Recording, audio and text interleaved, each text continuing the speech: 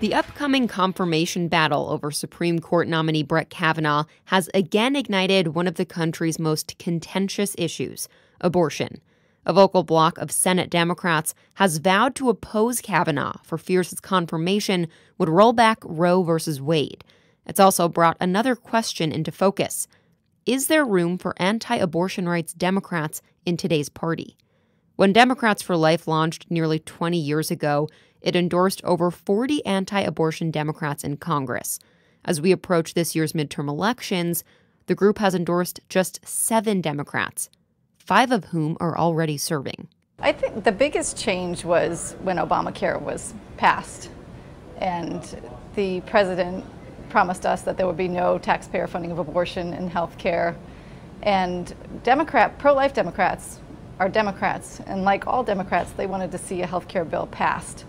And so they worked very hard to get the Obamacare passed.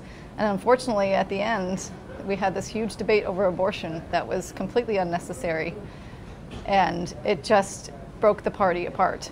8 years later, dozens of the anti-abortion Democrats who were once in Congress either lost re-election or stepped down, making many wonder if they have a future in their party at all.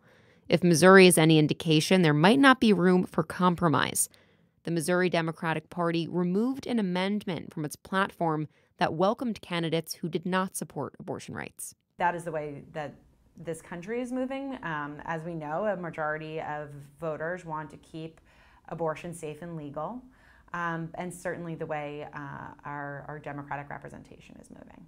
A recent survey from Gallup shows that Americans remain divided on abortion, with 29% saying it should be legal and 18% saying it should be illegal.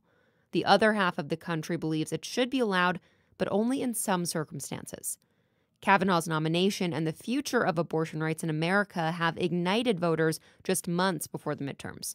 A recent CNN survey found that just 28% of women and only 33% of Democrats want the Senate to confirm him. The nomination of Judge Kavanaugh has really hit home for many voters as far as what the stakes are in this election. They are tremendously high.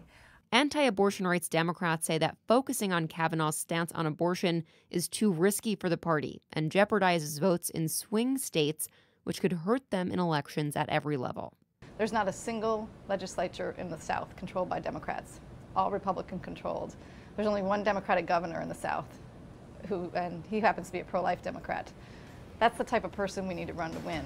And that'll do it for us this week here on The Race. Next week, we tackle a polarizing issue in America, and that's guns, the violence, the laws, what your rights are as Americans. We're going to be looking into all of that next week, but that'll do it for us this week from Charlottesville, Virginia. I'm Chris Stewart, and this is The Race.